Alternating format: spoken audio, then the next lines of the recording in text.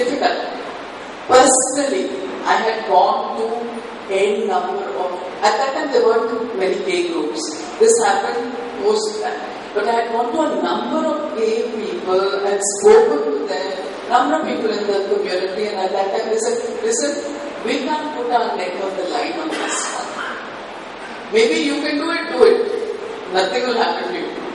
But us, we can't do it. So let me tell you, that was the environment at that time. And surely, by 2006, you had groups like Voices Against 377 who came in on the case. But before that, none of these groups were there. And there was only one other group working, that was a known group working with the gay community in Bombay. And I had spoken to them. So, of course, those criticisms have been there. But I think now for us, what is important is, we are back in the Supreme Court. These wonderful guys have all come together, and now we are waiting for a date.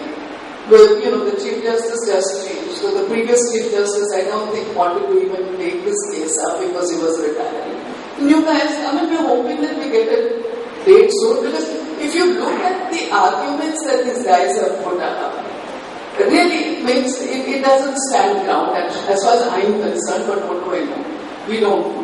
The point is that at least the High Court judgment has been such a fantastic judgment, but based on the judgment, I think it's going to be hard to go back on that. But this is between you and me and the world, because one really doesn't know what is going to happen. Thanks. Sheila from Bangalore, she's in HRLN, and she will talk about the implications of the Vishaka judgment, which I'm sure everybody does not know about Vishaka judgment. Have you heard? Yeah, all of you know about it, right? So I need not go into detail of Vishaka judgment. Yeah, I'll just tell you, Vishaka judgment is very important in the sense that the question of sexual harassment in workplace came to the mainstream, or came to the notice of the judicial. It came to be sexual harassment. The employer became the employer of the government. That they are culpable.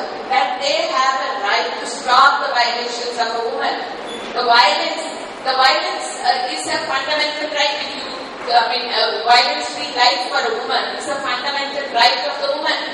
It came to also become important because of the question of bringing international laws, international conventions to be used by the courts in our country. It also came to make laws, it came to be made as a bill, it came to be, the bill is not in passed, but the Supreme Court judgment laid down guidelines. It became important because that for the first time, the violence against women was taken up seriously, and it was reported in media, and it became also very important because of the question of the rights of women in workplace.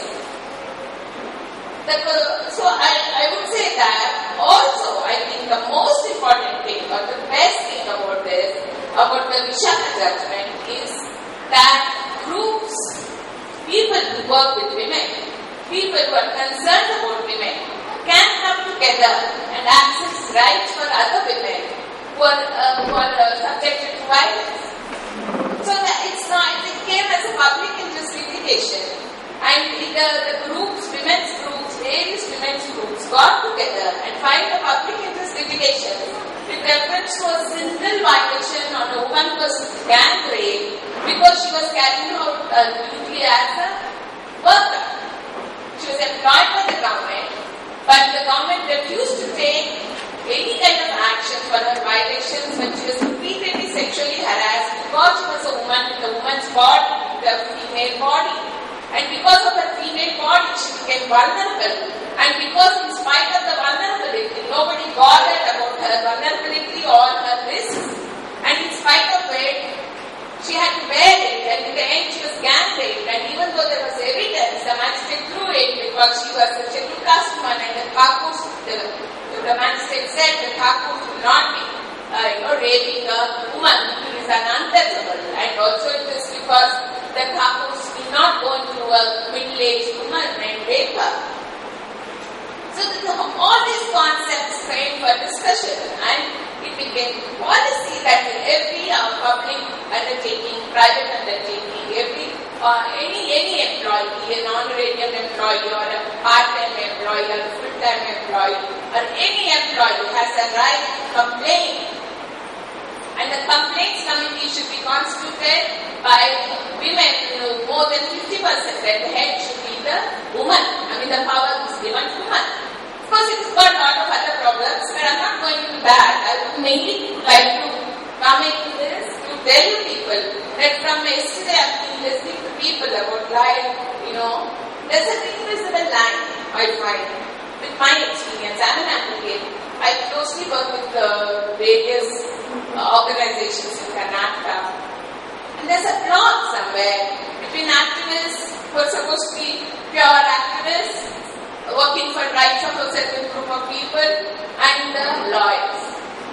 I don't say that it's a fault lies with the lawyers or the activists. I'm just saying there's an invisible block which doesn't make us cross and come together and take full advantage.